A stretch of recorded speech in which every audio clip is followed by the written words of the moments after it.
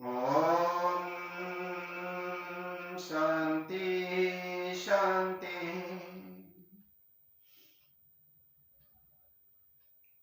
इस जगत के दुनियादार लोग मेरे प्रेमी और मित्र रहे।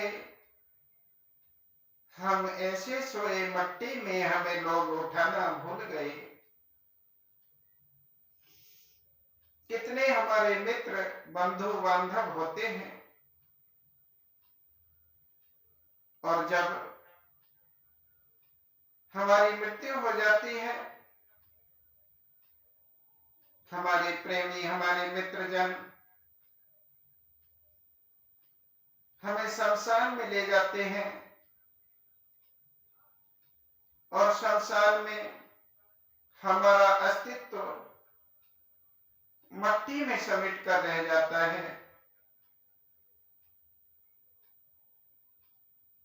इस वनस्पति रूप मट्टी से हमारा ये शरीर बना है, और ये वनस्पति रूप शरीर, वनस्पति रूप मट्टी से बना हुआ ये शरीर पुनः मृत्यु के बाद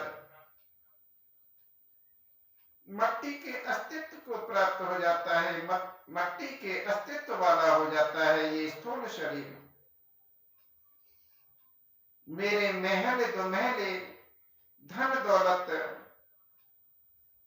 रुपया पैसा थे वो तेरे, मधुमक्खी भांति धन को रखा, नहीं काम मेरे कोई आया, सब पड़े रहे और धने रहे।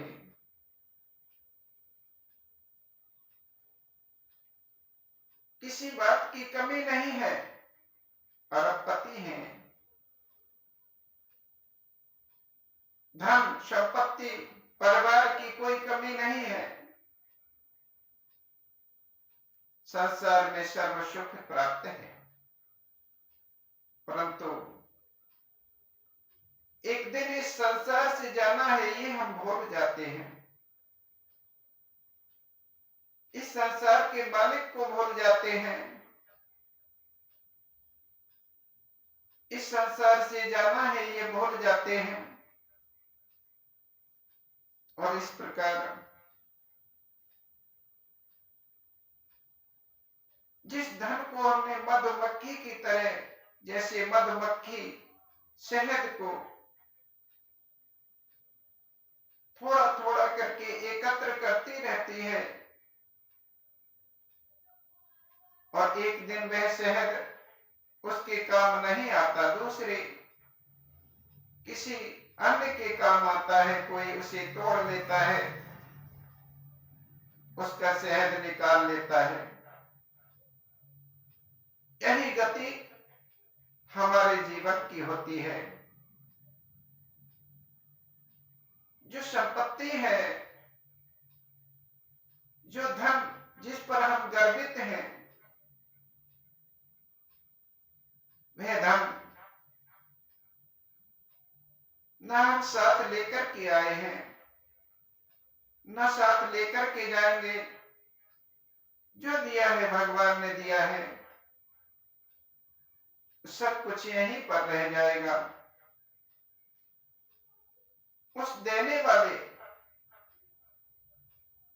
अपने सर्वस्वदाता परम स्वामी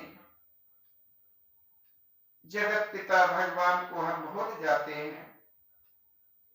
ये हमारा दुर्भाग्य है। मेहनत करके तन को पाला, शुभ कर्म नहीं जो करे भले, यमलोक में दुख पाया जाकर, दुख दर्द भरे सब जन्म मिले। परिश्रम तो बहुत किया, परिश्रम करके शरीर को पाला, शरीर पर ही ध्यान दिया, अपने सुख पर ही ध्यान दिया, अच्छे कर्म करने पर कोई ध्यान नहीं दिया। परिणाम क्या होता है? ये स्थूल शरीर त्याग कर ये परम शक्ति आत्मा से सक्रिय सूक्ष्म शरीर, जिसकी 3 इंद्रियां होती हैं, मन बुद्धि अहम, वे सूक्ष्म प्रकृति रूप सूक्ष्म शरीर यमलोक में पहुंचता है, यमराज के पास ले जाया जाता है। यमदूत यातनाएं देते हुए यमराज के पास इसे पेश करते हैं। यमराज इसके कर्म के अनुसार इसे नरक अर्थात दुख भोगने वाले पीड़ादायक क्षेत्र में भेजते हैं। प्रत्येक कर्म और उस कर्म का, उस बुरे कर्म का बुरा फल भोगने के लिए अलग अलग प्रकार के नरकों का विधान है। फिर मानव तन अवसर आया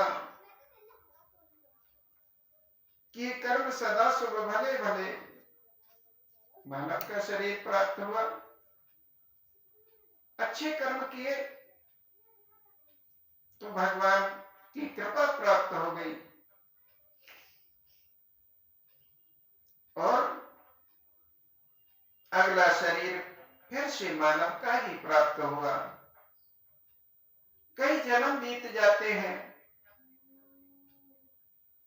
उसके बाद भगवान में ये चित्त ठहरता है और जिसके चित्त में केवल भगवान के ही संस्कार रह जाते हैं, वे भगवान में तन्मय होकर अपना शरीर त्यागने के बाद